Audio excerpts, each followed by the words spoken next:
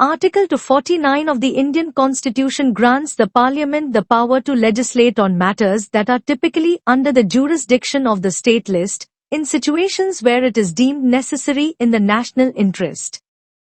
Here's a breakdown of the key clauses in Article 249.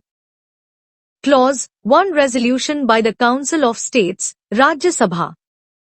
The Council of States, Rajya Sabha, can pass a resolution with a two-thirds majority of members present and voting.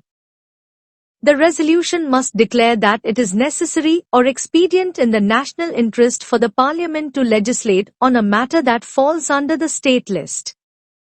Normally, state list matters are exclusively under the legislative power of state governments, but under this article, Parliament can legislate on them if it is in the national interest. The article now also includes a reference to Goods and Services Tax, GST, as per Article 246A, allowing Parliament to legislate on GST matters within this context. Once the resolution is passed, it gives Parliament the power to make laws for the whole or any part of India on the specified matter for as long as the resolution is in force. Clause 2. Duration of the resolution. The resolution passed under Clause 1 remains in force for a maximum of 1 year. However, it can be extended if the Council of States passes a similar resolution again before the expiration of the previous one, and this extension can last for an additional 1 year. This process can be repeated as necessary to keep the resolution in force. Clause 3. Effect of a law made under Article 249. A law passed by Parliament based on the resolution will cease to have effect 6 months after the resolution itself expires.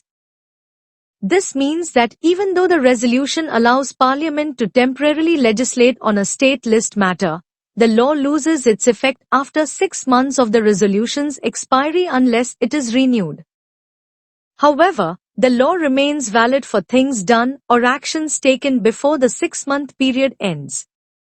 Purpose of Article 249. This provision ensures that in situations where the national interest is at stake, Parliament can intervene and legislate on matters that are normally within state jurisdiction.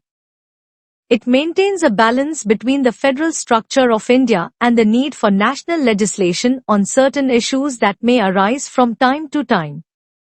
In summary, Article 249 allows Parliament to temporarily legislate on state list matters if the Rajya Sabha passes a resolution deeming it necessary in the national interest. This power is limited in time and scope, requiring periodic renewals and eventually ceasing to have effect unless extended further.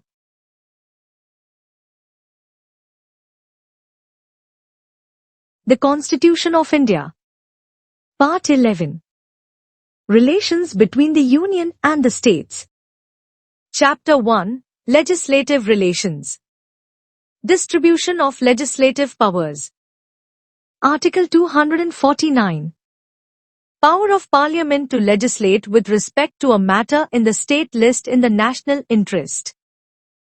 1. Notwithstanding anything in the foregoing provisions of this chapter, if the Council of States has declared by resolution supported by not less than two-thirds of the members present and voting that it is necessary or expedient in the national interest that Parliament should make laws with respect to Goods and Services Tax provided under Article 246A or any matter enumerated in the state list specified in the resolution, it shall be lawful for Parliament to make laws for the whole or any part of the territory of India with respect to that matter while the resolution remains in force.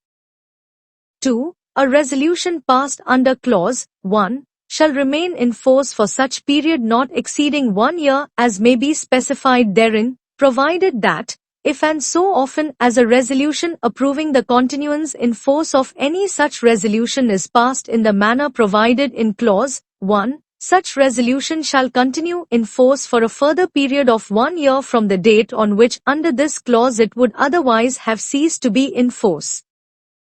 3. A law made by Parliament which Parliament would not but for the passing of a resolution under Clause 1 have been competent to make shall, to the extent of the incompetency, cease to have effect on the expiration of a period of 6 months after the resolution has ceased to be in force, except as respects things done or omitted to be done before the expiration of the said period.